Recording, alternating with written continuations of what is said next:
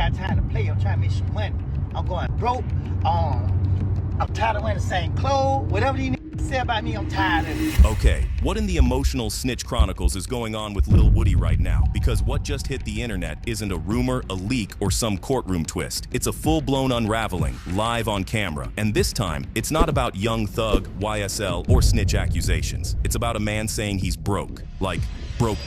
Now here's the wild part. It wasn't a flex, a storyline, or some PR stunt. This was pain. Real, raw, can't breathe through it pain. Lil Woody went live, visibly shaken, tears in his eyes, and said straight up, "I'm going broke." And you could hear the weight in his voice, the kind of voice that sounds like it's been carrying years of regret. So now everyone's asking, how did it get this bad? Remember, this is the same Lil Woody who was deep in the middle of the YSL trial chaos. As you guys already know, he was labeled the informant, the guy who allegedly laid out details for prosecutors that were so detailed. People joked he needed a podcast, not a lawyer. But after all that, most of his statements didn't even make it into the courtroom. So now he's stuck with the snitch label and no real reward. The streets don't respect him. The system didn't save him. And the people he thought were solid, yeah, they left the chat the second things got rough. In the video, Woody opened up about the betrayal. He said that people he trusted just literally turned their backs on him.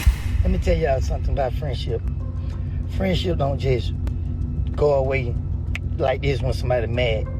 A lot of these people don't really be y'all friend. They just be using y'all to their own benefits. They want what you got.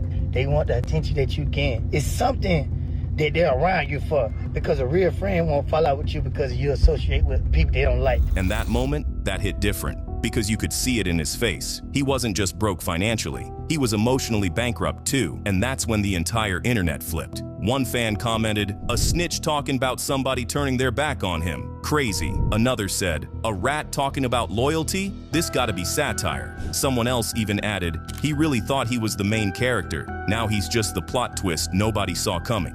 It was harsh, but it captured the brutal mood online. But let's be real, no matter how you feel about him, watching a grown man beg for someone, anyone, to listen, that's heavy. This wasn't about fame. It wasn't even about clearing his name. This was survival. You could feel it. He wasn't just crying. He was unraveling. And here's where it gets worse. Even if you wanted to feel bad for him, the internet won't let you. The same fans who once debated whether he was brave or reckless for cooperating. They're now calling him delusional for expecting loyalty after burning bridges. So what happens now? Is this rock bottom for Lil Woody? Or is this the kind of breakdown that comes right before the redemption arc? Because here's the uncomfortable truth. He played the game and the game played him back. He thought telling the truth would be his way out, but it left him more isolated than ever. No legal win, no street respect, just a live stream and a broken voice trying to make sense of it all. And the internet? It's like watching a reality show. But this ain't entertainment, it's a warning shot. A reminder that the system doesn't reward everyone who plays by its rules, and the streets definitely don't forget. So now the only thing left to ask is Lil Woody finished? Or is this the start of something we didn't see coming? Let me know what you think. What I did for Nas probably never been done for him in his life. He's never been that viral at all, ever.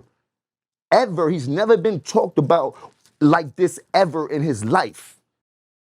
Jim Jones thought he could troll his way through disrespecting Nas, but the culture didn't let that slide, not even for a minute. And now every rapper is on his case reminding him to put some respect on Nas's name. Let's get right into it. For y'all to understand how we got here, let's rewind back to that moment when Jim Jones dismissed Nas's cultural weight entirely. He even claimed that his own son didn't know a single Nas record, then flexed about his own Billboard entries and platinum plaques being more than Nas's. In his words, if you lined up their stats, he was winning. There must be some type of misconception or what's that word when it comes to Jim Jones and what Jim Jones have done in this game. But they forget I got a hell of a catalog. Me, Jim Jones, myself, gold records, platinum records, gold albums, platinum albums. No, me, Jim Jones.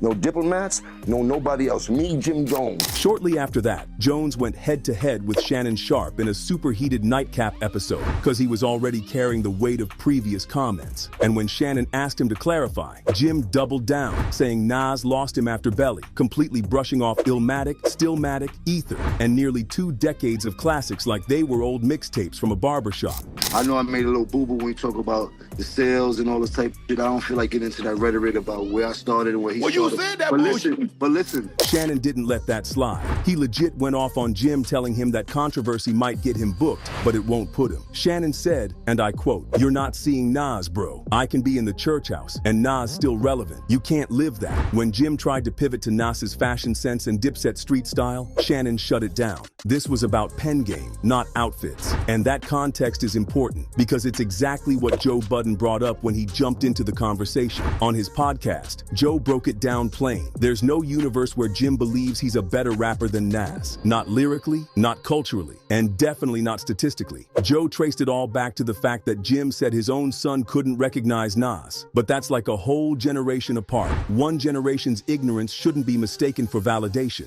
Then came Jadakiss and Fat Joe, both of whom tried to steer Jim back toward reason during a recent podcast appearance. They weren't disrespectful, but they didn't let him rewrite hip-hop history either. Jada kept it simple. "We don't go by Billboard hits. We go by bars." He invoked clue tapes and the unspoken rules of New York rap. If you didn't get busy, you didn't belong. And Nas held the gold standard.